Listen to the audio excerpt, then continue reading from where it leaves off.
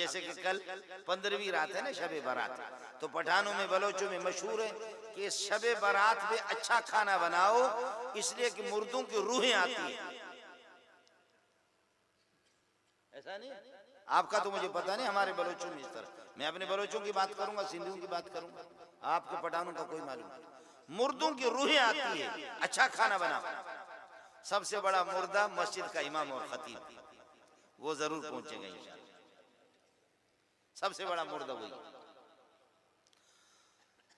اگر آپ کا مردہ وہ جنت میں ہے، اللہ اس سے راضی ہے، تو تمہارے مرچ والے سالن کے لیے وہ کیوں آئے گا؟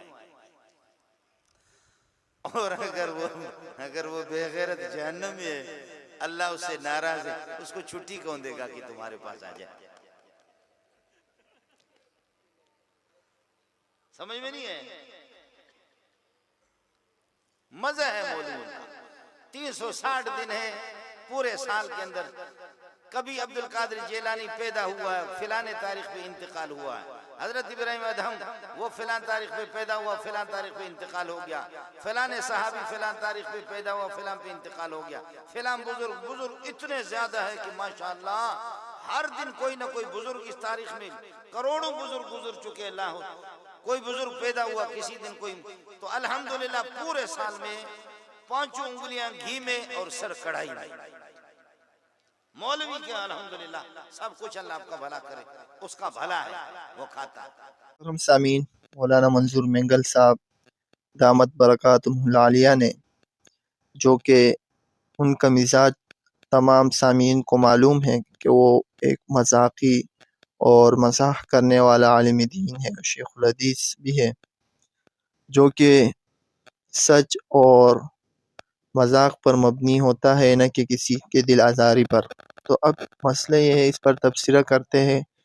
15ویں رات شب برات، شعبان کی 15ویں رات کو جو لوگ روزہ رکھتے ہیں، عبادت کرتے ہیں، یا جس طرح ہمارا پٹھانوں کا معاشرہ، یا اس طرح جس طرح حضرت نے فرمایا بلوچوں کا معاشرہ، انہوں میں یہ بات عام ہے کہ اس رات دن کو اچھے کھانا کھلانا چاہیے، کیونکہ اللہ اس کے بدولت سال و سال پورے سال ہمیں اچھا کھانا ہی کھلائے گا۔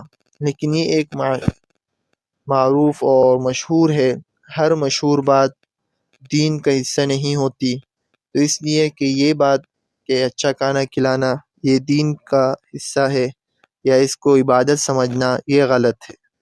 ہاں، عبادت کے بغیر بندہ، عبادت کی نیت کیے بغیر، سنت کی نیت کیے بغیر بندہ اس کو ویسے ہی کرے، اور ہر دن کرنا چاہیے، کیونکہ اللہ کے نزدیک سخاوت ایک اچھی صفت ہے، اور سخاوت کرنے سے رزق میں برکت ہوتی ہے، تو اللہ اس میں فراخی ڈالتا ہے، تو ہمیں ویسے بھی کرنا چاہیے۔ لیکن اگر کوئی آدمی اس دن کرنا چاہے تو دوسری بات، اس کو عبادت کی نیت سے نہ کرے اور سنت سمجھ کر نہ کرے۔ اگر آپ یہ نیت کرے کہ یہ ثواب ہے، سنت ہے، اس میں خاص یہ دن مقرر کرنے سے یہ بدعت بن جائے گی، اور بدعت تمام گناہوں کی جڑ ہے، اور اس سے ہمیں گناہ الٹا ملے گا، اور ثواب کے بجائے جو ہم ثواب کی نیت سے کر رہے تھے برکت ختم ہو جائے گی۔ تو اللہ رب العزت ہمیں بدعات، غلط رسومات، غلط طریقوں، غلط رواجوں سے محفوظ رکھے۔